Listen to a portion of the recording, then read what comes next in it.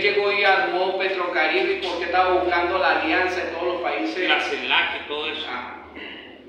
Entonces, ver esto, compararlo y traerlo al contexto histórico, pues eso nos va permitiendo a nosotros profundizar, retomar las riendas del proceso revolucionario, llevarlo al ejercicio de la geopolítica regional en el Estado, por lo menos nosotros aquí en Barinas, en el tema de recuperación de la cuna de la revolución, y traerlo al contexto,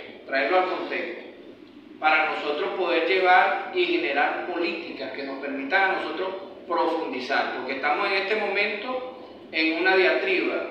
Hay tendencias reformistas y hay tendencias revolucionarias, que no es un secreto para nadie, y nosotros tenemos que profundizar en eso, en el proyecto bolivariano. ¿Cómo lo hacemos? Retomando. Y que hacen vida dentro del mismo proceso revolucionario. Ahí hay un tema importante. Ahí cuando se hizo acotación, cuando el manifiesto de Carúpano, el tema el primer documento que escribe Bolívar, que le llaman el manifiesto de Cartagena, y también habla sobre el tema de la Carta de Jamaica en Quito, pero ahí se está pasando por alto, yo creo que el documento político más hermoso, más grande que escribió Bolívar, es el discurso de Angostura.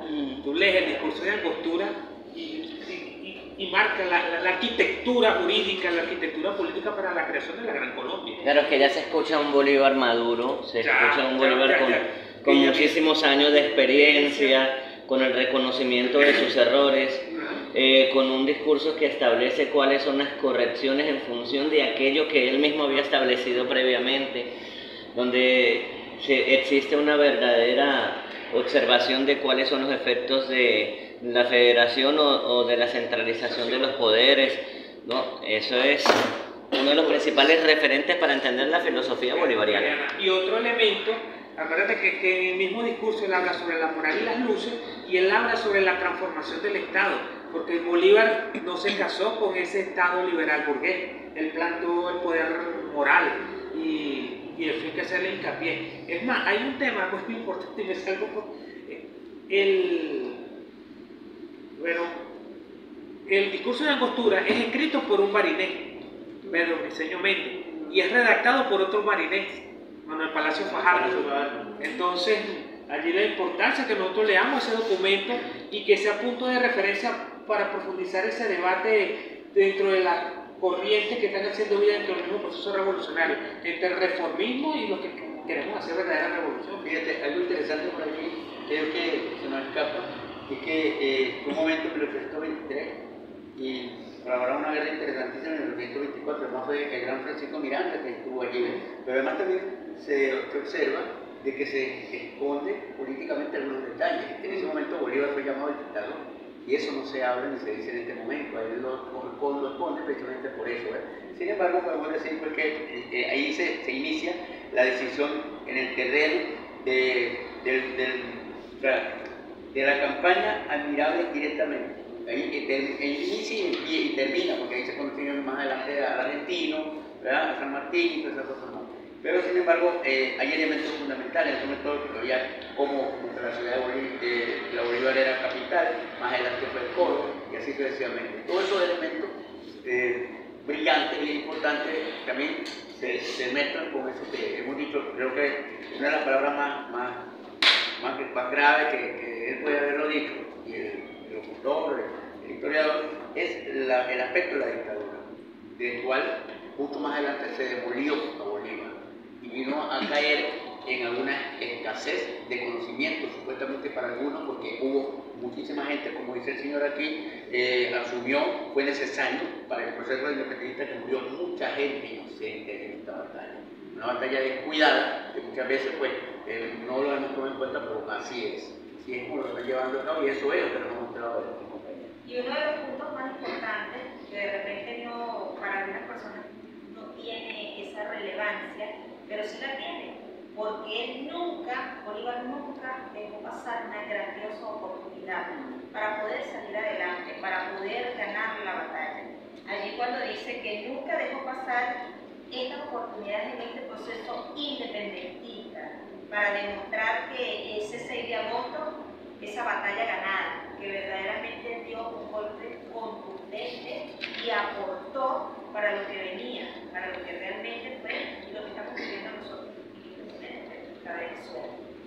sea que cuando nosotros revisamos lo que es la descripción de los sucesos históricos, nos hace recordar mucho algo que establece la filosofía de la Gestalt. La suma de las partes es mucho más que una unidad, ¿verdad? Porque, es decir, hay tanta profundidad cuando nosotros hablamos de esto, porque no lo estamos analizando desde la perspectiva que ellos tenían para ese momento. Nosotros lo estamos viendo desde afuera, sin una presión social, sin comprender realmente cuál era el contexto en que se había establecido que él era un dictador. Existía otra manera, existía otra forma de establecer un mandato que no fuese dictatorial y que pudiese garantizar entonces el éxito de esta campaña libertaria. ¿Cuántos de verdad comprendían y sentían ese proyecto independentista emancipador? Ya sabemos que, por ejemplo, la clase de hoy, que nos hacía mucha referencia al gran mariscal de Ayacucho, se decía que era el heredero no del poder militar de Bolívar, sino de esa filosofía. Por eso había que eliminarlo. Por eso la misma oligarquía criolla, que se supone que en algún momento hizo parte de nuestras fuerzas independentistas, fue limpiándose el camino para aquellos que buscaban que la emancipación no fuese solamente de los pueblos en cuanto al poder político español monárquico, sino en función también de que pudiesen posicionarse en los mejores puestos de control económico. De esa misma manera ellos fueron manipulando todo para que el recuerdo o la historia, con esa negativa forma de establecer de que la historia la escriben solamente los vencedores, le diéramos más importancia a ciertos sucesos, a ciertos elementos, dejando por entendido, por ejemplo, que la batalla más importante por la independencia de Venezuela fue Carabobo, pero para muchos la historia cerró allí, lo cual es mentira. Se siguieron librando de diversas batallas de menor calibre, pero incluso el 24 de julio de 1823 se desarrolló una batalla muy relevante para la historia de Venezuela, que fue la batalla naval del lago de Maracaibo. Es decir, que estamos en el marco del bicentenario. De hecho, actualmente muchas personas celebran el Día de la Naval, de la Marina Venezolana, el 24 de julio, y ellos muchos creían que era simplemente en función de una fecha relacionada con la vida de Simón Bolívar. Sí, es un elemento bien interesante que fue allí, por eso es que de repente no podemos entender lo bonito que es y de repente lo sacrificado que estuvo, ¿verdad? Es que en el centro de 1924, que estuvo eso famado, se hizo pues el arte de la guerra. Es decir, ser un maquiavélico. La hipocresía es la reina de la decencia, y allí actuó Bolívar como tal. Exactamente, y eso hay que decirlo porque forma parte de la historia. Entonces, una diplomacia emergente. Correcto, fue necesario ciertas cosas allí. Lo dijo Maquiavelo, ¿ya? La hipocresía es la reina de la esencia, y aquí hay gente muy decente. Entonces, todos estos elementos son los que forman parte frágil de la historia para poder decir. Lo que él buscó fue la integración, y por eso es que él se tuvo calma, paciencia. Él no la utilizó la integración, fue de hecho, por eso es que se llama la hipocresía de la reina de la esencia, y todo eso San Martín. De una manera u otra, San Martín también fue invitado a formar parte del Perú, pero cuando llegó ya era tarde, le dijeron la Bolívar de nuestro hermano, es una guerra y este es un pedazo, por lo tanto tiene que, pero no se pudo. Entonces, esas cosas que desgastan un poquito Bolívar, pero son ciertas dentro de la historia plasmada como tal. Bien interesante, es bonita esta parte. Recuerden que si nosotros hacemos una comparación en los tiempos históricos, lo que aquí narraban, o pues que acabamos de estudiar acerca de Ayacucho, es muy similar a lo que estamos viviendo actualmente. Por eso el presidente Chávez, en su momento, y actualmente el presidente Nicolás Maduro, también está haciendo esa política de integración en nuestra América. Si nosotros vemos Ayacucho, no fue solamente tropa neogranadina o solamente tropa peruana, fue tropa que venía de los diferentes países, y por eso es que Ayacucho es tan significativa en nuestra historia. Si nosotros nos vamos al momento actual, vemos que también estamos luchando por esa integración de los países nuestroamericanos y que necesita la confluencia de todos, no solamente los venezolanos, no solamente los colombianos. Entonces, los tiempos históricos tienen sus características, pero los pueblos y la lucha del pueblo continúa, no ha cesado. Venezuela nunca ha salido de una lucha, nunca hemos salido de una lucha. El tiempo haya cambiado y el tiempo va pasando y van pasando los actores, es otra cosa. Sí. Pero siempre hemos tenido lucha, siempre nos han escondido la moneda, siempre hemos tenido esos enemigos adentro y enemigos afuera. Entonces siempre estamos en una constante lucha. Siguiendo las líneas y las acotaciones de mis compañeras, nos damos cuenta que esta referencia y este estudio que lo traemos desde Simón Bolívar o antes y que lo continuó nuestro presidente Hugo Rafael Chávez Frías, él nos da allí unas herramientas para lo que a nosotros nos va a continuar. Siempre somos la mira, somos un país muy valioso. Bolívar y todos los que han tenido el seguimiento de la historia de nuestro presidente, hemos sabido de que siempre somos una perla preciosa en nuestro país y están allí todas las herramientas, tanto nos las dejó Bolívar como nos las dejó nuestro presidente, eso del saqueo, que el bloqueo, en otra formalidad en aquel tiempo es lo mismo. Siempre están esos países que quieren intervenir, que quieren bloquearnos, que quieren tomarnos. Es por eso que aquí el profesor nos dice que ese espacio que queda, ese vacío, debemos estudiar, adiestrarnos bien, porque nosotros, por lo que nos damos cuenta, somos los que vamos a dar ese inicio, ese estudio a los que vienen atrás. Tenemos que seguir estudiando dentro de lo que es el ámbito político, económico, porque esta guerra siempre va a continuar y somos nosotros parte de esa esencia. Hoy es otro escenario. Hoy día vemos que ya no era en esa época el Imperio Español, en estos momentos es el Imperio Norteamericano. El Imperio Norteamericano que en esa época celebró la batalla de Ayacucho que le habían ganado los patriotas. ¿Ves? Ahora son ellos los que están en un escenario de querer dominar pues, a todo nuestro país. Ahora bien, ¿cómo traer y contextualizar lo que vivieron, las estrategias que hicieron nuestros patriotas, nuestros independentistas y traerlo al contexto histórico? Lo que estamos viviendo hoy día, el comandante Chávez, cuando hace la integración de los pueblos sudamericanos, nuestroamericanos, y tarea que ha continuado pues, nuestro presidente Nicolás Maduro. Ahora, son escenarios distintos, en términos de guerras distintas, en una guerra asimétrica, de características muy distintas, pero con un objetivo en el fondo que es el mismo, que es empoderarse. Ahora, nosotros geopolíticamente estamos en un sitio estratégico, Venezuela, y la construcción para ese nuevo orden mundial somos pieza fundamental, tanto por recursos naturales como por movilidad comercial. Ahora, ¿cómo nosotros profundizar en esa integración?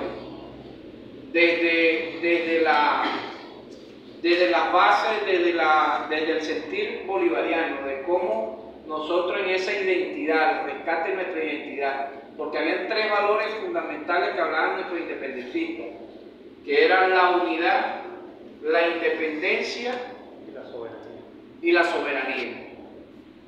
Entonces, basado en estos elementos, ¿verdad? Cómo nosotros seguir profundizando, cómo nosotros seguir avanzando y arraizarlo, ¿verdad? Porque tenemos que revisar nuestra historia, de dónde venimos y hacia dónde vamos. Habían términos que se usaban para la época, que lo decía el compañero, la parte dictatorial, que en esa época no decirle dictador no lo veía en algo tan descabellado, porque eran términos que se usaban para la época.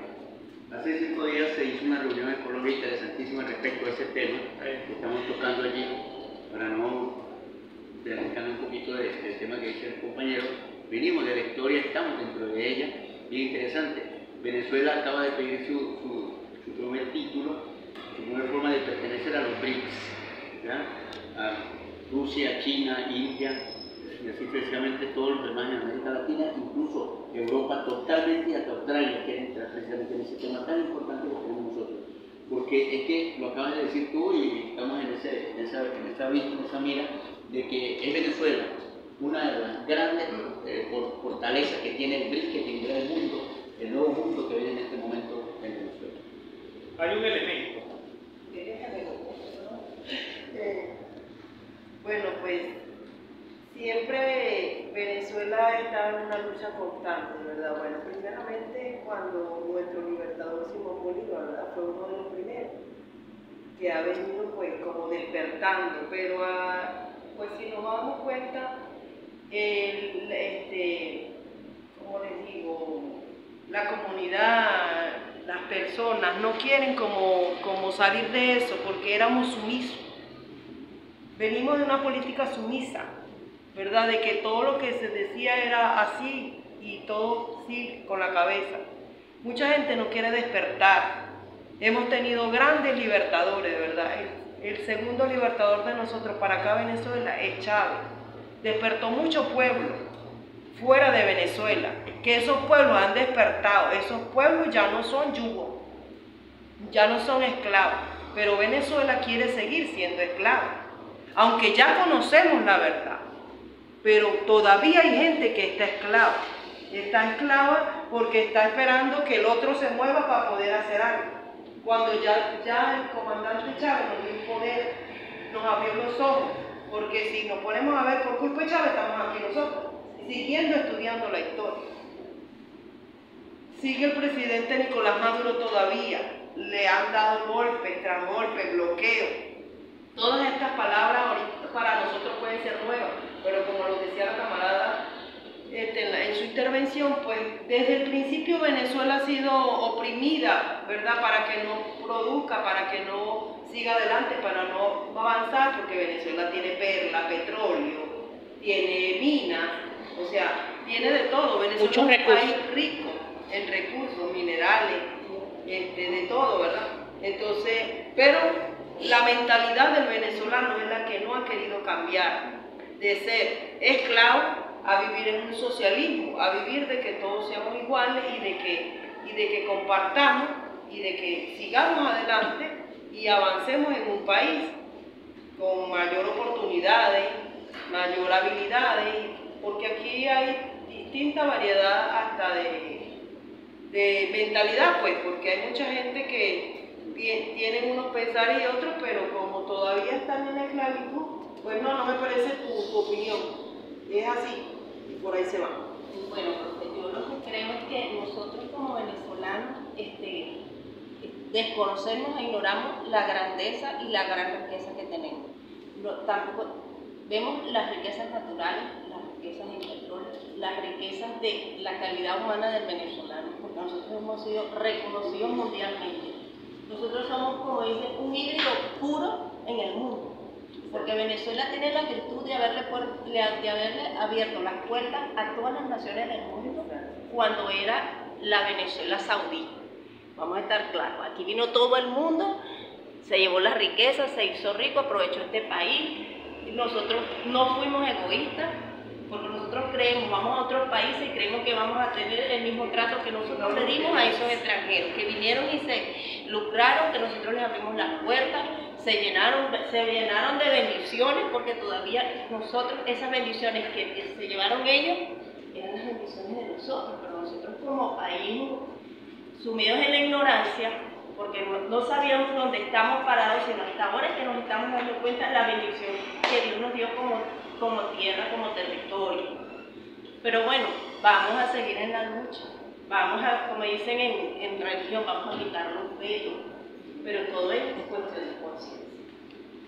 Por eso es que debemos estar tan claros en el papel histórico que nosotros los venezolanos estamos jugando. Los venezolanos siempre hemos sido punta de lanza en los procesos emancipadores del mundo. Siempre hemos sido el mal ejemplo que dicen los imperios en en aquel momento era el Imperio Español, actualmente es el Imperio Estadounidense. ¿Y qué es lo que apetecen ellos? Nuestros recursos, nuestro dinero, pero sobre todo el recurso humano, que es lo más valioso que nosotros tenemos. ¿Por qué? Por eso es que nos consideran una amenaza, porque los venezolanos somos descendientes de libertadores y vemos el mundo como que otro mundo es posible, un mundo diferente, fuera del capitalismo que está destruyendo el planeta y que va a acabar con la especie humana. Nosotros los venezolanos debemos estar claros en el papel que estamos jugando y por eso es que cada día debemos estar más conscientes de nuestras raíces y de nuestra historia para que no volvamos a repetir esos errores, pero tengamos claro el norte al que vamos. Pero Hoy en día, en los actuales momentos, lo que da más tristeza es, y siempre lo veo y lo pienso y lo comento con quien puedo, me da mucha tristeza ver personas que de escasos recursos económicos y que defiendan a un capitalista, que defiendan a una persona que tiene recursos, que lo que quiere es pisotearlo, lo que quiere es utilizarlo. Entonces ellos se creen, se igualan, se creen igual a ciertas personas, a ciertos personajes, y en ningún momento piensan, yo me debo ir por este camino, es la mejor idea. Eso a mí me preocupa. Bueno, pero para eso estamos nosotros aquí, para desarrollar la conciencia y ser multiplicadores de esta información y de ayudar al pueblo a que se quite ese velo, como decía Isabela, que se quite ese velo para poder avanzar en la construcción del socialismo, que no es más que la concreción del sueño del libertador, que era darle al pueblo la mayor suma de felicidad posible.